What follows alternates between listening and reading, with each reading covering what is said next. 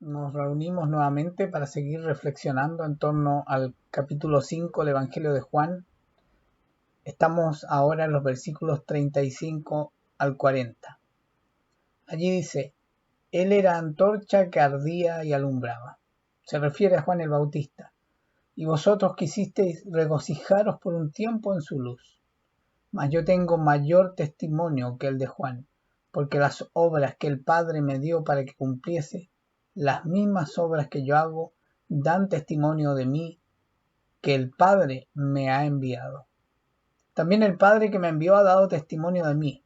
Nunca habéis oído su voz, ni habéis visto su aspecto, ni tenéis su palabra morando en vosotros, porque a quien él envió, vosotros no creéis.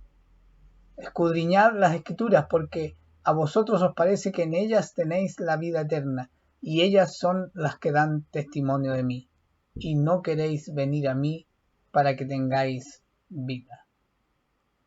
Cristo es el Verbo que, en palabras del Evangelio de Juan, al inicio de su Evangelio, el Verbo era con Dios y el Verbo era Dios. Cristo es el Verbo, y ese Verbo se encarnó en un hombre. Dios hecho hombre. La manifestación de Dios ahora visible, entendible de algún modo a través de Cristo.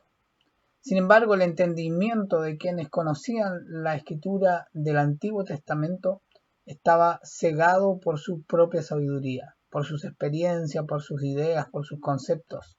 Estaba cegado por sí mismos. Cristo les dice: escudriñad las Escrituras, porque a vosotros os parece que en ellas tenéis la vida eterna. Y ellas son las que dan testimonio de mí. Pero ellos no alcanzaban a percatarse de eso. Hebreos 1, versículos 1 al 4, una carta dirigida a los hebreos precisamente para que entendieran el mensaje de Cristo. Dice: hace mucho tiempo Dios habló muchas veces y de diversas maneras a nuestros antepasados por medio de los profetas. Y ahora en estos últimos días nos ha hablado por medio de su Hijo. Dios le prometió todo al Hijo como herencia y mediante el Hijo creó el universo. El Hijo irradia la gloria de Dios y expresa el carácter mismo de Dios y sostiene todo con el gran poder de su palabra. Después de habernos limpiado nuestros pecados, se sentó en el lugar de honor a la derecha del majestuoso Dios en el cielo. Esto demuestra que el Hijo es muy superior a los ángeles, así como el nombre que Dios le dio es superior al nombre de ellos. Este es Cristo. Este es aquel al cual los expertos en el texto de la Escritura que se refiere a Cristo parece que no eran tan expertos, que su inteligencia, su estudio estaba cegado por su propio ser y no estaba abierto al conocimiento del Espíritu vivo. En el capítulo 7 de Hebreos, versículos 16 al 19, se declara otra confrontación para la cultura religiosa de los israelitas más religiosos de la época en que Cristo vino al mundo. Dice: Jesús llegó a ser sacerdote no por cumplir con la ley del requisito físico de pertenecer a la tribu de Leví, sino por el poder de una vida que no puede ser destruida. Y el salmista lo señaló cuando profetizó: tú eres sacerdote para siempre, según el orden de Melquisedec. Así que el antiguo requisito del sacerdocio quedó anulado por ser débil e inútil, pues la ley nunca perfeccionó nada, pero ahora confiamos en una mejor esperanza por la cual nos acercamos a Dios. Y esa esperanza es una esperanza viva, es una esperanza que se hizo de carne y hueso, una esperanza que nos entiende porque existió como nosotros, fue tentado en todo, sintió, pensó, vivió como nosotros.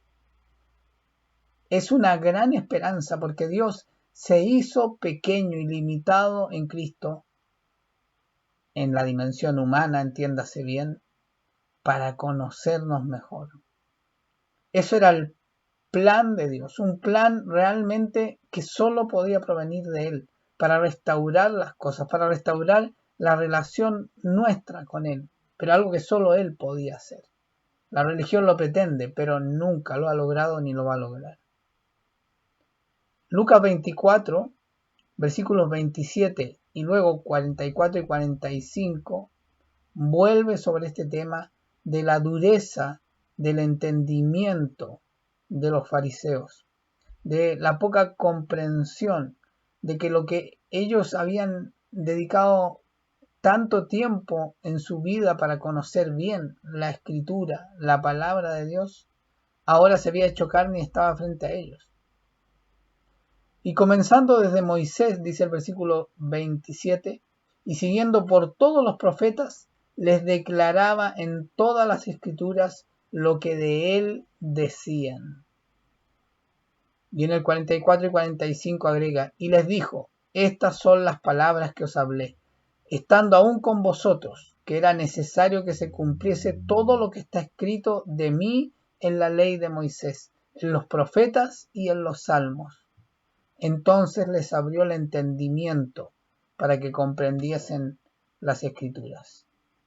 Estos ya no son los fariseos, estos son sus discípulos, pero habían sido formados en la cultura hebrea de la época. No tenían muros tan grandes y gruesos como los estudiosos fariseos, o peor aún los del Sanedrín, pero eran parte de esta cultura. Por eso la Biblia nos llama a no acomodarnos, no tomar la forma del mundo, de la cultura, de la sociedad, sino que dejar que Dios transforme nuestro entendimiento.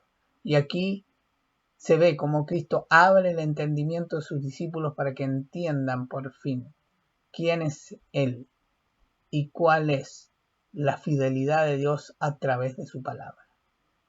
Que Dios te bendiga.